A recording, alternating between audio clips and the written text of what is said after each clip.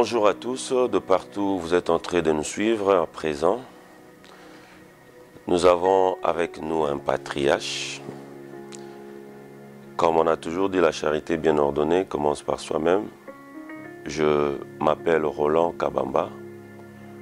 Je suis avec mon invité. Ma préférence, c'est qu'il va s'introduire seul. Et il va nous dire comment il s'appelle.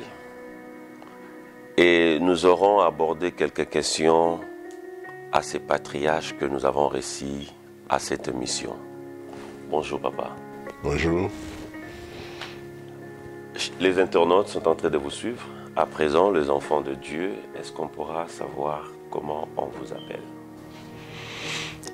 Je m'appelle François David Bonyeko Ekofo. Merci beaucoup papa François David Ekofo. Nous avons l'habitude de l'appeler Papa David Ekofo. C'est un patriarche. Papa David, j'aimerais savoir, on vous appelle pasteur, apôtre, révérend. Quel est le titre qui est à votre profession? Je suis pasteur. J'ai été formé pour être pasteur. Et le Seigneur a fait aussi que je sois professeur. Certains m'appellent professeur, d'autres m'appellent pasteur. Puisque je suis ordonné, il y en a qui ajoutent révérend pasteur. Je ne sais pas pourquoi on fait ça. Parce que quand on m'appelle pasteur, ça suffit déjà. Ça suffit. C'est le travail que je fais. C'est le travail pour lequel le Seigneur m'a appelé. Merci beaucoup, pasteur Ekofo. Vous avez bien compris que le bon titre qu'il désire être appelé, c'est pasteur François David Ekofo. Pasteur François David Ekofo, pourriez-vous nous dire en quelle année vous avez reçu Jésus-Christ comme Seigneur et Sauveur? Je suis né d'une famille pastorale. Mon père fut pasteur. Et quand j'étais jeune, petit d'ailleurs, j'aimais bien voir mon père prêcher, aller à l'église et tout. Je le suivais, je partais avec lui. Et je lui ai dit, je serai pasteur comme lui. J'étais encore petit. Mais j'ai eu une expérience. Une fois, je dormais et j'ai vu que le mur de ma chambre a disparu. Je suis sorti à l'extérieur et j'ai vu que le soleil était tout près des arbres, pas très loin. Et cela se fait dans un rêve ou bien juste... Moi, je pense que c'était pas vraiment un rêve. Je crois que déjà, à cette période-là, je voyais que c'est vraiment une vision. Parce que moi, j'ai cru que ce que j'ai vu, c'était vrai, c'est réel. Vous estimez, ça s'est passé à quel âge? Je devais avoir entre 7, 8, 9, avant 10 ans. Ouais. Mais j'ai gardé ce souvenir-là. Que le Seigneur m'a parlé et a confirmé ce que j'avais dit à mon père, que je serais pasteur. Et depuis lors, dans mon cœur brûlait ce désir-là d'être pasteur. Et je suis devenu pasteur. Et depuis que vous êtes devenu pasteur jusqu'à nos jours, ça date de combien d'années vous servez le Dieu Tout-Puissant? Bon, je dirais que j'ai été ordonné pasteur depuis 1982. Bien qu'avant ça, j'étais étudiant pasteur, j'étais pasteur stagiaire et tout ça, mais je fus ordonné pasteur en 1982.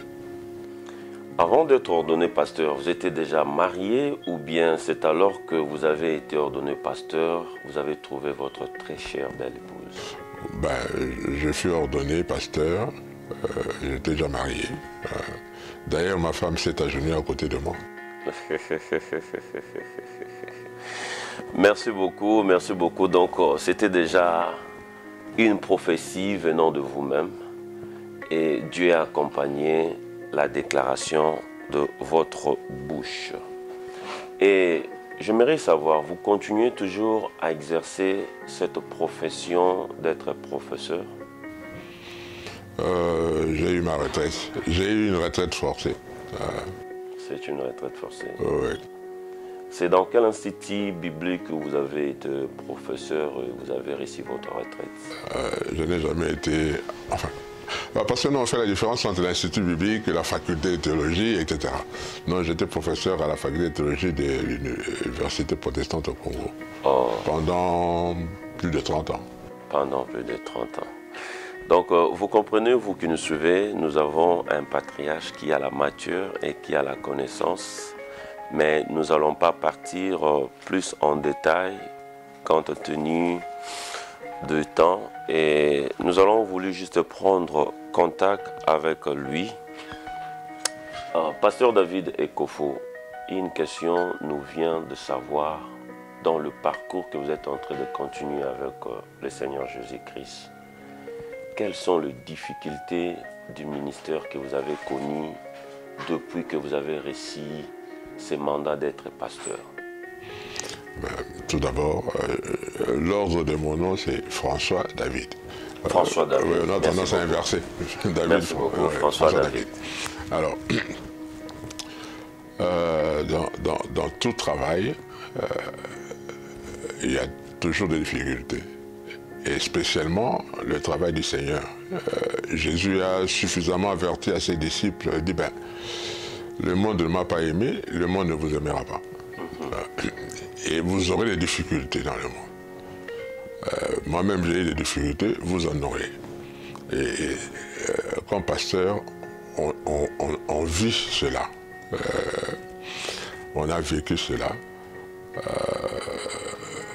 Parce que nous avons un ennemi qui n'est pas toujours physique, hein, même s'il utilise des gens que vous voyez et tout ça, mais le vrai problème est spirituel. Derrière ces gens-là, il y a Satan qui agit. Ouais. Alors, ben, il y a des gens qui se moquent de vous. Moi, je me rappelle une des choses, quand j'étais jeune encore, alors je voyageais dans un avion, et j'ai eu un étudiant, à l'époque, vous savez, il y avait au Congo, l'université était, je peux dire à son âge d'or, parce que on leur donnait des bourses, les étudiants, ceux de Kinshasa portaient des chapeaux, ceux de Lubumbashi, des chapeaux aussi, tout ça pour se faire distinguer et voir, se faire voir aussi. Alors j'étais à côté d'un étudiant, je ne sais pas si c'est de l'Unikin ou de l'Ushi, je ne sais pas. Mais en tout cas, il me pose la question, qu'est-ce que je fais dans la vie? Et tout ça, m'a dit, ben, moi aussi je suis étudiant. Vous étudiez où? Moi, je dis, ben, je fais la théologie. Et il me regarde. Vous, jeune comme ça, vous faites la théologie? Je dis, ok. Moi, je lui pose la question aussi. Il dit, ben, vous faites quoi? Ben, je fais physique ou je ne sais pas moi, quelque chose comme ça. Et puis, ben, moi, il dit, ben, il y a de noms que j'ai cités à l'époque, des grands scientifiques et tout ça, mais moi, je les ai connus avec des photos de vieilles personnes. Ben, vous êtes aussi jeune, pourquoi vous faites ça? Il a fallu attendre que vous soyez vieux. Vraiment. Ah, il a rigolé, c'est bon, excusez-moi, j'ai compris. On dit, ben, c'est ma vocation. Vous avez une vocation, moi j'ai la mienne. Alors, il n'y a pas que lui, hein. Il y en a qui minimisaient. J'ai eu combien de fiancées qui m'ont refusé parce que j'allais devenir pasteur. Et elle m'aimait, j'étais un beau jeune garçon. Mais quand on pose la question, ben, vous voulez devenir pasteur? Elle dit, ah, moi, la femme de pasteur, ah non. Elle va dire, ouais. Alors, ce genre de difficulté, pour ça, un garçon, ça touche, parfois ça fait mal. Mais moi, j'ai interprété ça autrement. Je dis, ben, c'est que Dieu n'a pas voulu que j'épouse cette fille-là, c'est fini, ça passait. Et dans le travail, beaucoup de choses. Même quand tu fais un effort pour habiller ta femme, les gens de la paroisse vont dire que c'est nous qui les habillons. Et on vient vous donner des cadeaux, mais on surveille ces cadeaux-là. Bon, enfin, on a vu de toutes les couleurs, mais le Seigneur nous a aidés. a passé aussi de bons moments dans son travail. Parce que Jésus a dit, le monde ne vous aimera pas. Mais il a dit aussi, ne craignez pas le monde parce que j'ai vaincu le monde. Et c'est ce côté-là qu'on voyait aussi. On voyait, on vous dit une chose, on vous décourage, tout ça, mais le Seigneur vous donne la force, et puis la chose se fait. Et les mêmes personnes qui se sont moquées de vous viennent vous dire, oui, en tout cas, vraiment, on a vu la main de Dieu, etc. Ça les a convaincus à continuer à avoir la foi au Seigneur ou à adhérer à la foi chrétienne. Ça nous a fait plaisir. Merci beaucoup, pasteur. Vous avez dit François David. Oui. Merci beaucoup, pasteur François David, de nous répondre ainsi. Mais j'aimerais un peu poser une question de curiosité sur les difficultés. Est-ce que vous avez déjà eu une grande difficulté en ouvrant la Bible? Je ne sais pas, un livre, un chapitre, un passage biblique où vous êtes en train de lire, relire, préparer une prédication et jusqu'à la preuve du contraire, vous n'avez pas réussi une révélation ou encore vous avez très mal enseigné. Est-ce que cela vous est arrivé dans ce parcours que vous avez avec le Seigneur? Moi, je n'ai pas eu ce genre d'expérience parce que souvent, quand on m'invite pour prêcher, je prends beaucoup de temps pour prier, pour que le Seigneur m'oriente, pour que le Seigneur parle, que moi je sois seulement l'instrument qu'il va utiliser. Et souvent, il m'oriente. Mais je vais donner peut-être un exemple de ce que j'ai vécu. Je suis jeune étudiant. Je fais la théologie et mon père pasteur. Et il me pose la question, est-ce que vous avez étudié l'homilétique, tout ça? On dit oui, on a étudié. Ok. Et puis un jour, il dit, ben, tu viens prêcher dans ma paroisse. Je dis, waouh, ok. Il me l'a dit, je crois, 3 mois avant. Alors, j'ai commencé à préparer la prédication. J'ai pris le temps de prier et tout. Mais tout ce que je voulais avoir comme texte ou pensée, je trouvais que c'était pas bien. Je trouvais toujours que c'était pas bien. C'était pas bien. Et bon, j'ai laissé le Seigneur dire, Seigneur, toi-même, oriente-moi. J'ai prié. Alors, le vendredi du dimanche qui allait suivre, où j'allais prêcher, papa me pose la question, est-ce que tu es prêt? Tu sais que c'est ce dimanche que tu prêches? Je me dis oui. Oui, je sais. Tu es prêt? Je me dit oui, je suis prêt. Alors que je n'avais rien. Et je continue à prier. On arrive le samedi soir. 24 heures avant. Oui, et je dors. Dans mon rêve, je suis dans une église. Quelqu'un vient, que je ne connais pas, qui vient, qui passe devant, et je remarque que je suis la seule personne qui est là. Il n'y a pas d'autre à côté de moi ni derrière moi. Je suis seul dans l'église là. Et la personne passe devant, prêche. Et puis, quand elle termine la prédication, elle dit Amen, je me réveille. Et j'ai toute cette prédication dans ma tête. Wow. Mais je me suis rassuré que je ne vais pas oublier. J'ai pris un papier, j'ai noté tout. J'ai noté ça. J'étais juste pour la forme. Mais la prédication était imprimée dans ma tête. Et puis j'ai dit, Seigneur, merci. Tu m'as donné le message. Mais je vais lire où? Parce que la personne n'a pas lu un texte.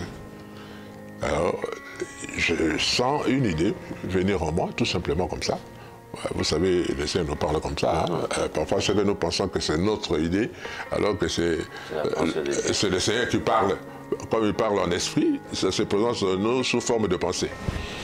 Alors, une pensée me vient en tête comme ça. Ouvre la Bible. Je prends ma Bible et j'ouvre. Le premier passage que je vois, c'est exactement ce qui parle de la prédication-là. Et j'ai remercié le Seigneur, je me suis endormi encore dans la joie. Et le matin, je me suis réveillé très tôt, je me suis lavé très bien.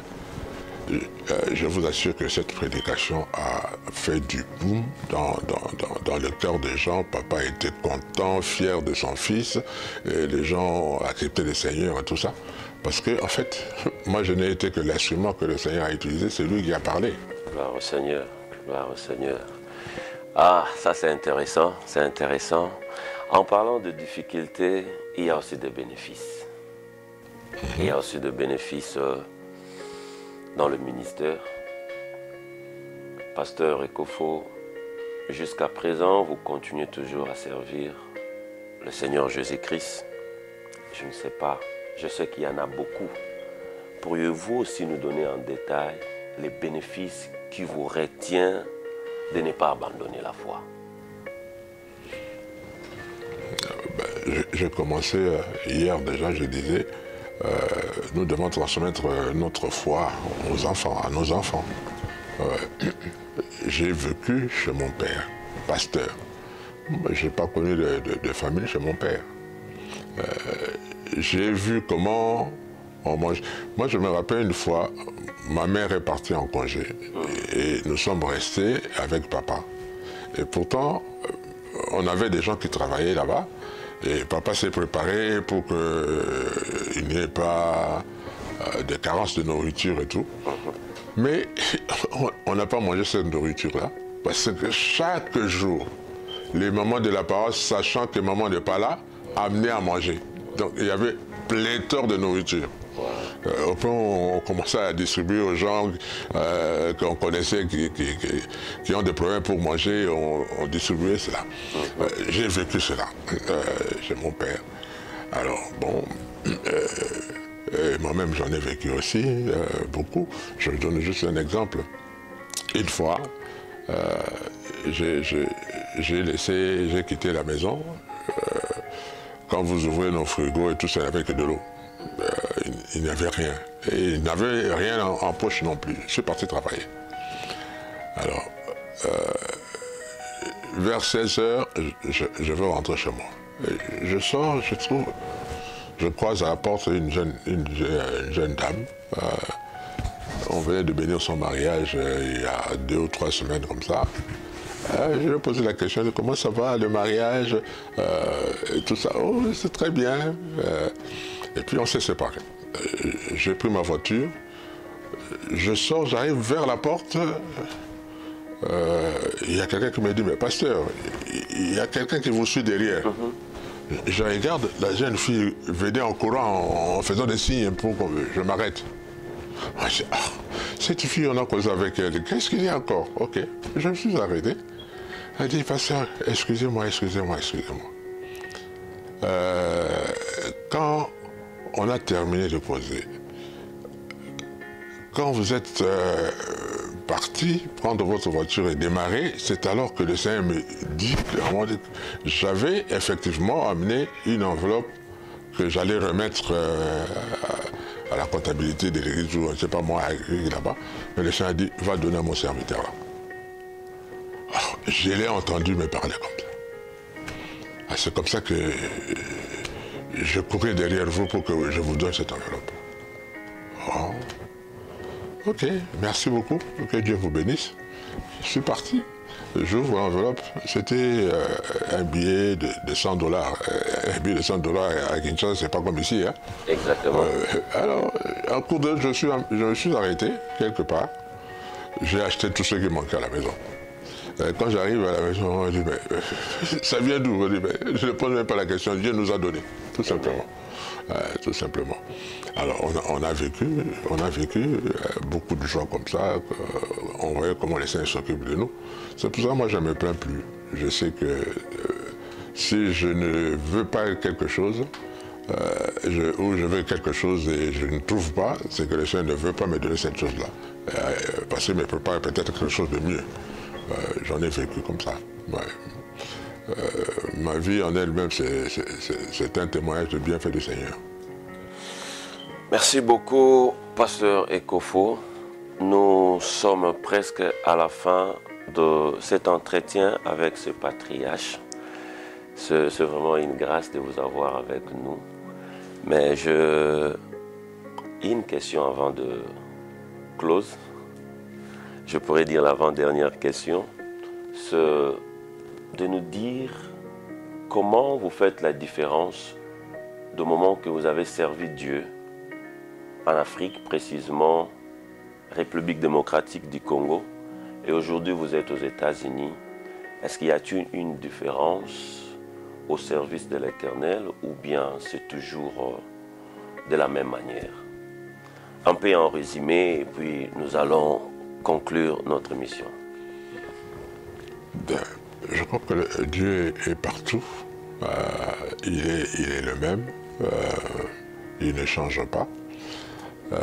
Il nous utilise comme il veut. Il s'adapte. Ici, je n'ai pas de paroisse. Mais là-bas, j'avais une paroisse. Là-bas, j'étais fonctionnaire. Je travaillais. J'ai quitté, j'ai pris ma retraite, comme je dis. Une retraite un peu forcée. Alors, j'essaie de m'occuper autrement. Je suis en train d'écrire un livre, par exemple, sur ma vie, et avec quelques expériences que j'ai eues dans mon travail.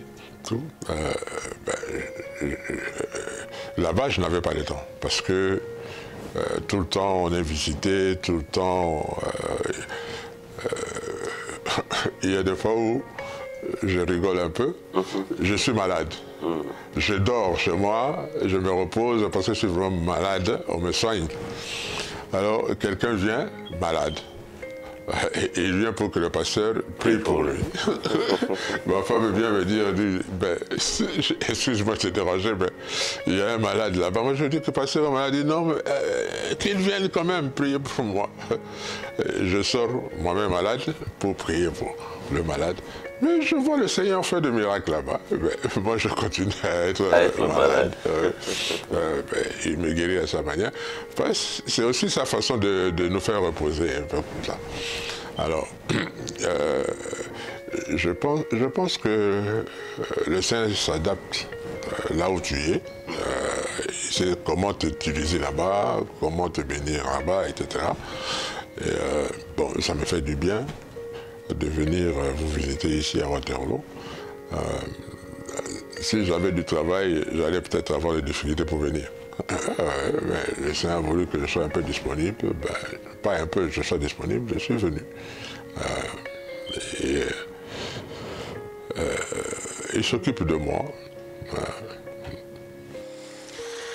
Merci beaucoup, pasteur Ekofo.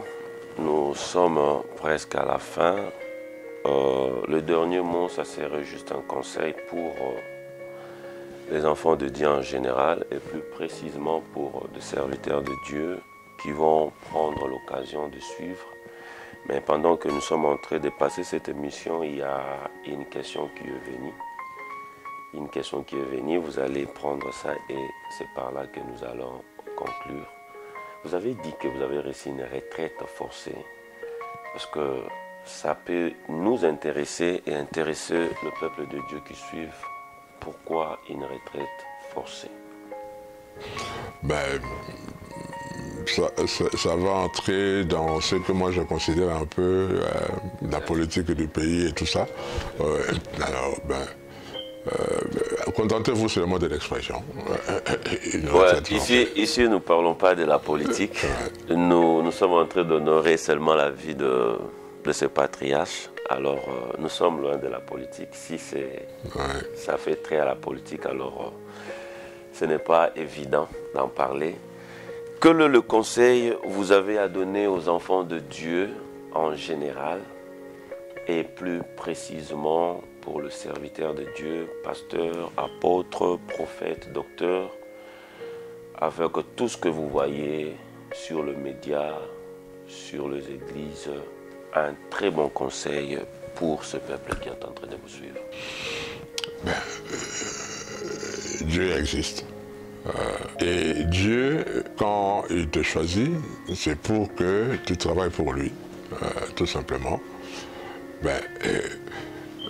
Mais le troupeau appartient au Seigneur, pas à nous, au Seigneur. Alors, il faut toujours se ressourcer auprès du Seigneur. Donc, un homme de Dieu doit être un homme de prière, se consacrer à la prière pour que Dieu te donne les directives qu'il faut pour son troupeau, pour son peuple. Non, il faut prendre le temps. Jésus lui-même nous a montré l'exemple. Il priait beaucoup. Il allait dans la retraite de prière et tout ça. Prenons le temps de prier nous-mêmes, les serviteurs de Dieu, avant que les autres s'associent à nous. Et pour le peuple de Dieu, soyez des gens honnêtes, faisons honneur à notre Dieu, faisons-lui confiance.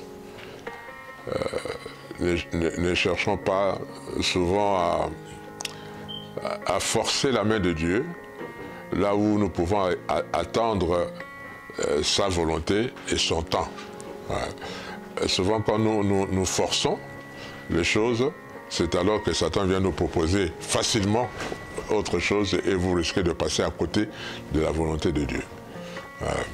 Que Dieu nous aide à faire sa volonté et à lui faire confiance. Merci beaucoup, Papa Ekofo, de répondre à notre invitation. C'était vraiment un privilège.